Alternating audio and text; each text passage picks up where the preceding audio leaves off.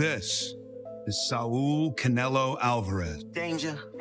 This is Terence Bud Crawford. Canelo versus Crawford. A true super. The clash between Terence Crawford and Canelo Alvarez is unreal. Relive the biggest highlights from Fight Week and see what experts predicted. Hagler and Leonard and Duran and Tommy Hearns and those kind of fighters, and by the way, Sanchez and Gomez and the great fights from years ago. This is one of those, and you're all a part of it. They said the fight was born long before the bell, in the early mornings when the city still slept, as two men separately pushed their bodies through the relentless torments that forged legends. During that camp, Terence Crawford and Canelo Alvarez were immersed in those rituals, each team existing in its own world.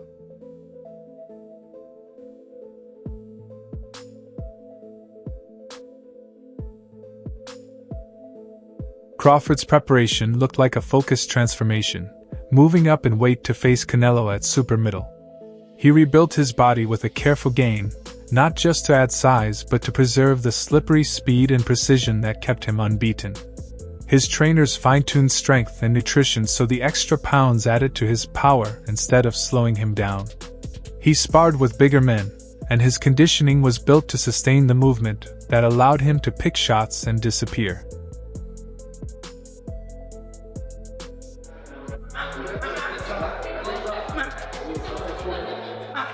On the other side, Canelo's camp felt like a masterclass in measured intensity.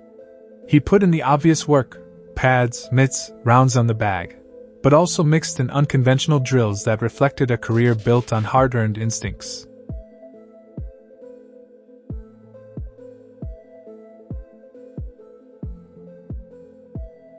He kicked a soccer ball to keep his feet quick and vision sharp, mixing technical drills with flashes that reminded everyone he was still an elite athlete at 168 pounds. Both camps released teasers, and the narrative wrote itself: the compact, ring-schooled sharpshooter against the veteran championship frame.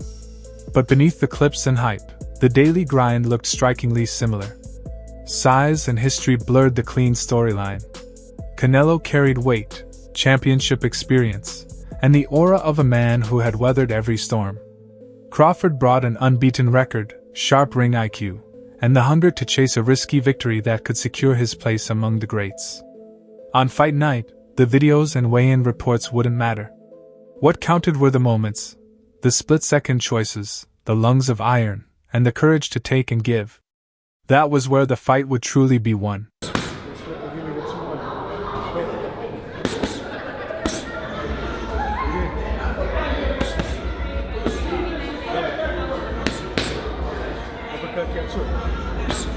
Meanwhile, boxing icon Roy Jones Jr. made a bold prediction before the fight.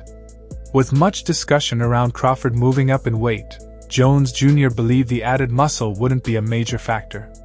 He compared it to his own jump to heavyweight, saying that if Terence could handle super middleweights and light heavyweights in training, he could also deal with them in the fight, and the weight should not be an issue.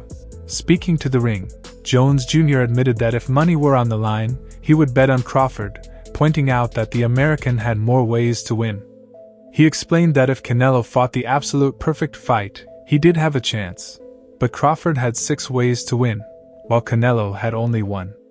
For that reason, his money would go with the fighter who had more paths to victory. Jones Jr. also repeated his views on all the smoke, questioning whether Canelo still had the same hunger, while highlighting Crawford's determination to keep proving himself. Still, Crawford faced plenty of obstacles, moving up in weight, dealing with ring rust, and taking on a tricky stylistic challenge that made it the first time he could not dominate with ease. This led some to wonder if he had already reached his physical peak and whether his most impressive performances were behind him. Canelo, meanwhile, entered the fight after a lackluster unanimous decision win over William Skull, a bout remembered more for inactivity than action. While much of the blame fell on Skull for circling and avoiding exchanges, Canelo's inability to cut off the ring effectively raised questions about his sharpness and drive at this stage of his career. However, doubts of this kind have surfaced many times before major fights, and history shows that great fighters often emerge stronger by overcoming them. Former world champion Jeff Horn also shared his view, recalling how Crawford stopped him in 2018. Horn believed Canelo might try to start fast and overwhelm Crawford early, but he also saw a scenario where Crawford survived the storm, outboxed him, and won in the later rounds. He told Fight Hub TV that it could either be an early stoppage for Canelo due to the size difference, or Crawford wearing him down and finishing him late like he once did to Horn himself. He added that Crawford's precision could create openings once Canelo tired, making a late stoppage possible. Another respected voice, Andre Ward, weighed in as part of Netflix's broadcast team. Known as one of the sharpest boxing minds, Ward emphasized Canelo's ring presence, pointing out how even when resting, he always comes forward and gives the impression of control, which mentally drains opponents.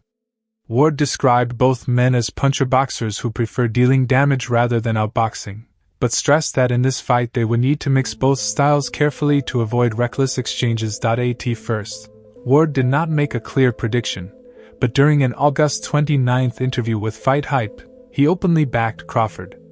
He explained that despite the weight jump and the danger of the fight, no one had yet shown they could break Crawford's will or prevent him from figuring things out in the ring. For that reason, he was not prepared to bet against Crawford. Ryan Garcia, speaking the same day on Cigar Talk, offered a different perspective. He believed Crawford would land plenty of punches but doubted they would have much effect on Canelo, predicting that while Bud could find success, it would not be enough to secure the win. Good. He's going to do good, but I don't think he's going to win. But I do see Bud, getting a lot of punches off, being able to tag Canelo with some good shots, but they have no effect. That's the thing. He has the best chin that I've ever seen. And nothing moves In his final prediction of how the fight would unfold, Garcia acknowledged that Crawford was a great fighter, one of the very best. Still, he felt Crawford might be taking on more than he could handle by stepping in against Canelo. I think that he's biting a little bit more than he could chew. But you never know. If anybody can do it, it could be Crawford. You know, I do see him when he fights. I'm like, damn, how do you beat this guy? You know, he could do it all. He could box. He could bang. Garcia, who once expected Canelo to come out on top, now seems to be shifting his stance, or at least acknowledging that Canelo faces a tougher challenge than he first believed. My problem with Canelo is his intensity. He doesn't have the same intensity he used to have, and I think that's going to be the biggest issue for me, Garcia told Dayon Boxing. He went on. Can he still counterpunch? Yes. Can he still be slick? Yes. But does he have the energy and intensity he once had, like when he fought Caleb Plant? For me, the question is whether he can push for that second or third effort. That's Canelo's problem. When Bivol gave him extra movements and extra shots, Canelo resorted to awkward defensive moves that left him out of position. That's all for today's video. If you enjoyed it, make sure to like, subscribe, and hit the bell icon so you don't miss future uploads. Share your thoughts in the comments, and stay tuned. We'll catch you in the next one.